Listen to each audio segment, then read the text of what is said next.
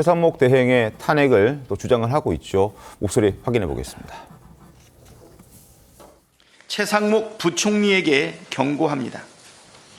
시간이 지날수록 국가를 무법천지로 만든 책임이 태산처럼 쌓입니다. 헌정 파괴, 행동대장 노릇 중단하고 헌정질서 수호에 나서십시오. 즉시 마은혁 재판관 임명, 마지막 기회를 놓치지 마시기를 바랍니다. 최상목 권한대행은 그 역할을 망각하고 삼권 분립을 무시하는 괴물이 되었습니다. 내란 세력의 맨 앞에서 가장 강도 높은 심판을 받게 될 것이라고 강력히 경고합니다. 네, 지금 최상목 대행, 그러니까 만약에 최상목 대행을 탄핵하게 되면 대행이 나오게 되는 상황인 그렇죠. 거잖아요. 근데 그런 만큼 그런 상황이 초래되도록 민주당이 지금 최상목 대행을 압박하고 있는 것은 결국에는 진보 성향의 마은혁 후보자 임명을 부추겨야 할 만큼 윤석열 대통령 탄핵 선고 예측할 수 없기 때문이다. 이런 해석들이 지금 계속해서 그래서 나오고 있는 것 같습니다. 김치보 의원님 혹시 내부 기류 조금 파악을 하고 있습니까? 현재 분위기 어떤 겁니까 대체? 솔직히 말씀드려서 헌법재판소 내부 기류는 알 수가 없습니다. 네. 그것은 실제로 만약에 그게 알려진다면 심각한 문제가 되죠. 인터넷에 보면 이재명 대표는 알 거다, 뭐 그런 이야기도 있는데요.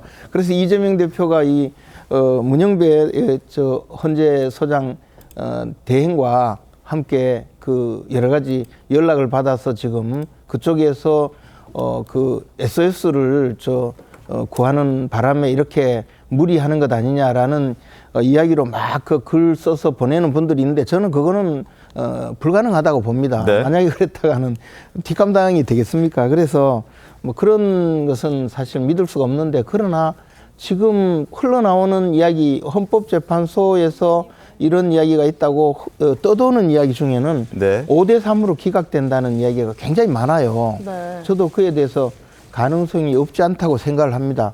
그렇다 보니까 마은혁 재판관을 빨리 투입을 해야 되는 것 아니냐, 이런 추측이 마치 신빙성 있는 이야기처럼 떠돌고 있거든요. 네. 현실은 어떨지 알 수가 없습니다. 그런데 마은혁 재판관이 지금 임명이 된다면 헌법재판소에서는 다시 변론을 재개해서 증거조사를 다시 해서 결론을 내려야 되거든요.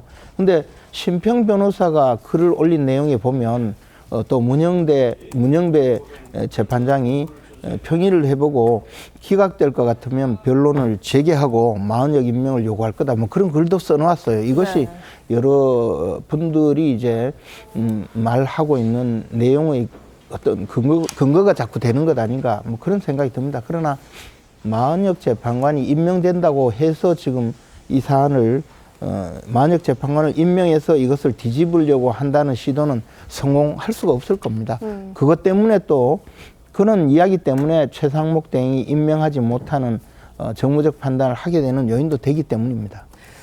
설전 변호사님 어떻습니까? 이렇게 선고 일자도 아직 고지를 못할 만큼 시간이 예상보다 길어지고 있는 것, 최종 변론 시점으로부터 길어지고 있는 것, 내부가 좀 복잡한 사정이 있기 때문이다, 이렇게 예측해봐도 되겠습니까? 뭐 김재원 의원님 말씀처럼 아무도 알 수는 없습니다. 예, 뭐 거기에 대해서 뭐 이런 말 저런 말, 특히나 요 며칠 사이에 소위 우리가 찌라시라고 하는 어떤 정말 확인되지 않은 어떤 내용 등이 여의도를 정말 하루에도 몇 번씩 덮었던 것은 사실인 것 같은데, 뭐 여기에 대해서 누군가 어떤 의도를 가지고 저는 만들었다고 생각하기 때문에 신빙성을 가지고 있지는 않습니다만은, 그냥 곰곰이 생각을 해보면요, 우리가 판결문을 쓸 때 보면 판결문을 쓰는 작업을 한다고 생각을 해보면 지금 아마 평의가 길어지고 있는 것은 사실관계 확정을 하기 위한 것이라고 저는 보이거든요. 네. 어떤 법리적으로 이것이 법리적인 것을 덮어서, 그러니까 적용을 해서 이것이 위헌이냐 합헌이냐, 뭐 위법하면 이거 중대한 위법이냐, 여기까지 가지는 않았다고 아직 봐요. 토론도 붙지 못했다? 네, 저는 거기까지는 가지 않아요. 그 부분은 오히려 그 재판관 개별에 다 판단을 하고 나중에 판결에서 저는 나온다고 생각을 하는데, 네. 사실관계 확정이라는 게 뭐냐면 그날 그냥 이렇게 우리가 판결문을 그냥 쓰는 게 아니라, 예를 들어서 그날 계엄군을 보냈는데 그냥 단순히 계엄군을 보냈다, 창문을 깼다, 뭐 이걸로 쓰겠습니까? 그렇지 않거든요. 사전에 어떤 일이 있었었고 어떤 지시를 있었던 것 같고 확인된 것들을 전부 다 하는 건데 그런 사실관계의 확인이라는 것은 증거라든지 증언을 바탕으로 하는 거예요. 네. 그렇다고 한다면 지금 검찰에서 7만 페이지 정도의 그 수사 기록이 전부 다 헌법재판소로 갔단 말이에요. 그걸 확인하는 작업도 그 쉽지가 않습니다. 실제 거기에다가 이제 검찰에서 조사받을 때 내용과 헌재 나와서 진술한 내용들이 또 상충되는 부분도 많기 그럼요. 때문에 네, 그 부분을 어떤 재판관은 그대로 받아들일 수도 있고요. 어떤 재판관은 신빙성이 없다라고 보여서 그걸 배제하는 수도 있습니다. 그렇기 네. 때문에 저는 사실관계 확정도 중요하다 보고 혹시나 검찰에서 제시한 그 수사 기록에 혹시나 공수처에서 생성된 기록이 있을 수도 있는 거예요. 그러면 그 부분은 지금 고민을 해볼 필요가 있거든요. 네. 윤석열 대통령이 구속 취소가 됐기 때문에. 네, 근데 그 사유로 적시돼 있었죠. 네, 그렇죠. 이제 근데 수사권이 있냐 없냐에 대해서 모호하다라고 법원에서는 얘기를 했어요. 그렇기 때문에 이 부분도 판단을 해야 되는 부분이어서 저는 그 사실관계 확정에 있어서 시간이 굉장히 좀 소요가 되고 있구나라는 생각이 좀 듭니다. 그럼 여기에 토론까지 더해지고 하면 시간은 더 길어질 수도 있는 거네요. 네. 그리고 또 하나 지금 이렇게 윤석열 대통령의 탄핵 선고가 이러저러한 이유로 아마 헌법재판소가 굉장히 고심을 거듭하면서 이렇게 미뤄지고 있고 연기가 되고 있는 그런 상황인데 민주당이 단독 처리하고 있던 그 탄핵안들이 줄줄이 이제 선고가 되면서 기각 결정들이 많이 나오고 있습니다. 그 부분도 사실 민주당 입장에서는 대단히 부담이 되고 있는 상황인 것 같은데 화면 잠깐 보면서 설명을 드리겠습니다. 자, 이상민 전 행안부 장관에 대한 탄핵 소추 기각이 됐죠. 한덕수 총리에 대한 건 현재 심리 중인데 빨리 결론이 나올 것처럼 보였지만 아직 결론은 나오지 않고 선고에 대한 언급도 헌재는 아직 하고 있지 않습니다.